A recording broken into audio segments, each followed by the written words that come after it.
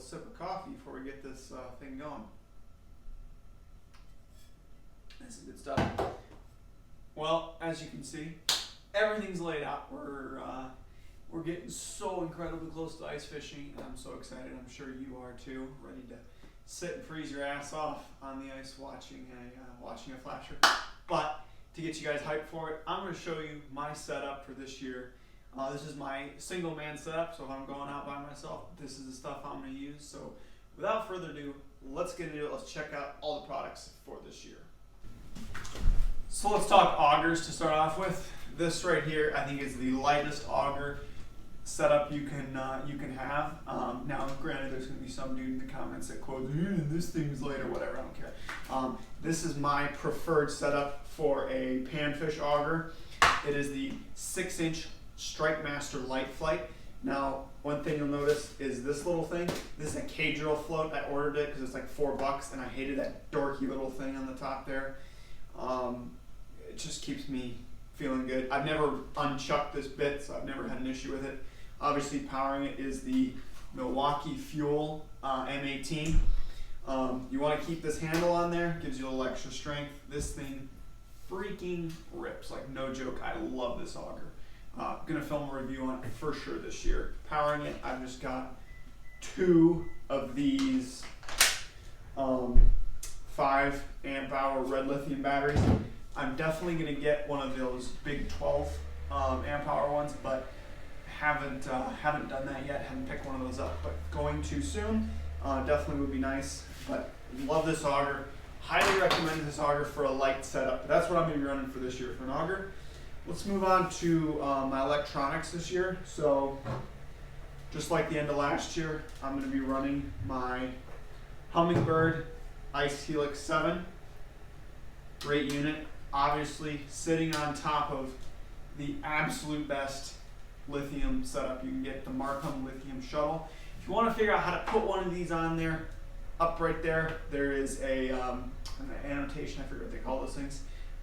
Going to a video I made showing you how to do that. Anyhow, great unit, great setup, handy for filming with all the little screw holes and USB outlets, and your fancy little light there helps light up your tip when you're jigging at night. But I love this setup. I love this flasher. We can debate flashers for days, but this is what I like to run. If you don't like it, you know, there's what you like is what you like. So don't go too crazy on me for liking something different than you. So that's what I'm running for that. For an underwater camera, got this little guy right here, the Aquaview Micro Revolution 5.0. It's not a recording one. I got it for super cheap. Underwater cameras are something that I'm not using as much as I used to when I first got into them. Definitely still a tool in your arsenal. If you don't have one, I recommend you at least try one. See if you like it before you pick one up. But that's what I'm going to be running for electronics this year. Very basic stuff. I also power my shack with this little guy. It's a power box that I made up. Got a little Dakota Lithium 10 amp hour battery in there. If you want to see the reason for it, it's about fire safety. If you want to see that video, again, linked right up there. Made a video on this the other day. Power box, that's what powers the lights and everything in the shack, which we'll get into in just a minute. Other than that, I run, to heat the shack, I run this Buddy, which is excessive for the size of this Clam shack that I'm running this year. Honestly, I could go with one of the little ones, but I wanted it to power a bigger shack if I ever got a bigger one. So you barely run that thing on low for a few minutes, turn it off, turn it back on. Super good on propane, just barely using any with one of these insulated shacks.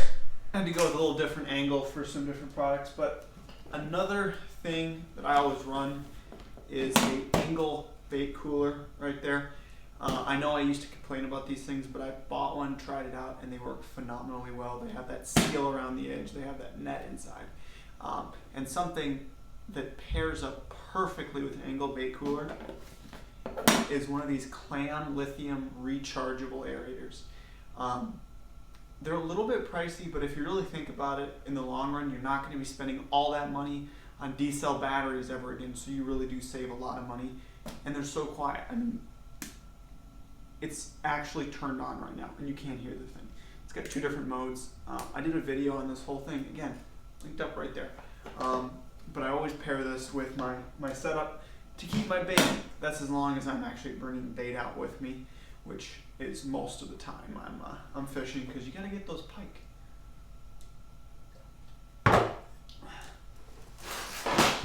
And of course, you can't have bait without some tip-ups. So I got a couple tip-ups here. Obviously, trying out those finicky foolers this year. I'm going to tell you how those go on the ice, but just some basic tip-ups. I've been a fan of these Clam ones. They seem to work pretty well. They're pretty smooth. These Frable ones, a little burnt there. Again, that battery box is going to stop this from happening. That video will be linked up there too. But just some basic tip-ups. Not really super concerned with your tip-up selection. And I just keep those in a milk crate or a 5-gallon bucket, whatever's handy, along with a couple basic tackle trays. Has my blue tips, some extra fuses, just some basic stuff, and some tackle. I don't carry a lot of tackle with me when I ice fish, just because I generally know what I'm going to use. I'm not switching a whole lot. A lot more plastics and jigs, at least for me. And then tip-ups on or minnows on the tip-ups. So pretty basic on that end. Always carry a little ice scoop with me, as well as a shovel. Small one, extends. Normally just keep this in the back of a car in case something happens, because we live in good old Minnesota up here, so you never know what's going to happen. But a shovel and a nice scoop, great little tools for an ice fisherman. I think that's pretty much it on the tool side. I'm going to speak briefly about rods. I generally run 2 to 3 rods. Just some basic ones. I have my tuned up custom bullwhip. Always have a noodle rod with me. I love this rod. I'm going to do a separate review on it at some point. Love this rod. Also just have a couple of jigging rods with me. This is kind of more my pike and bass rod. It's a 13 fishing combo that I got a while ago. And then a medium light tickle stick with a Shimano Sienna on it. Sienna reels are great, and it's a great little setup for some lighter jigging. I'm going to replace this. I actually got a G Loomis coming in the mail, so stay tuned for that. That'll be fun. But that's basically all the rods. Now let's get into the shack and talk about that. That'll take a little bit more time. Welcome to my Clam fish house. This is my Clam Kenai Pro Thermal. I absolutely love it. It's a simple one-man shack.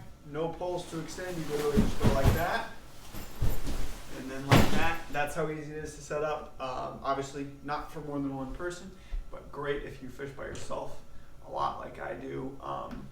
Just great for a run and gun setup. But let's get into it and kind of show you a couple little things that I've done to it and just kind of the basics.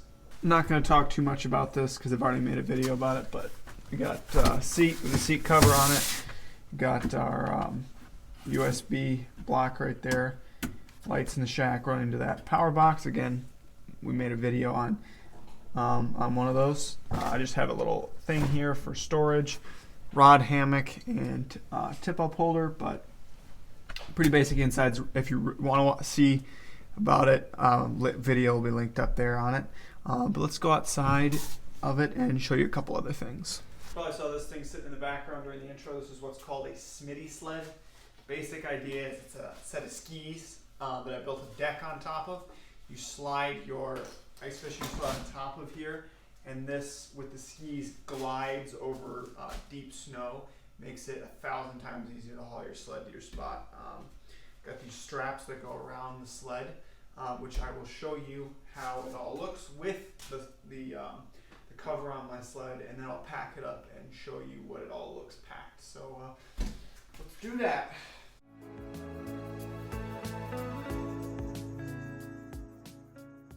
Well, there it is, sitting on top of my Smitty Sled.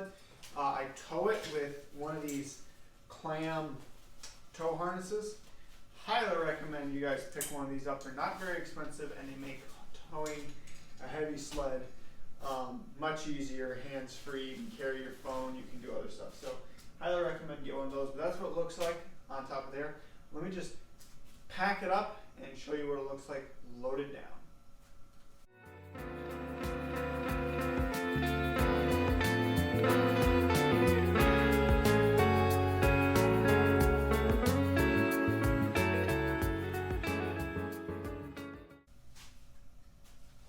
Well, y'all, there's my setup for this year. Hope you enjoyed it. Hope you liked it. Hope you got some tips and tricks out of it. I'm very excited to use all this stuff this year. I know a lot of people are getting excited out there. Quick little thing for a suit this year. Got a new suit. Picked it up just the other day. It's a Sims Challenger insulated one. Gonna do a review about that. That'll be dropping later this week. So stay tuned for that video. Other than that, stay safe out there, guys. I know we're all ready for ice fishing. I'm ready for ice fishing. Let's not lose any anglers this year. It's always sad when that happens. So stay safe out there, guys. No fish is worth your life. I know everyone says it, but seriously, be safe. I'm excited. I'm gonna try to upload more videos. Again, if we aren't uploading at least one video a week, go down, link in the description is our Instagram. Hit us up, say, hey, where's the video? That always seems to kick us, to get us going. But I hope you enjoyed this video on my 2020-2021 ice fishing single man setup. Thanks for watching. Please like, comment, subscribe, and we'll catch you next time.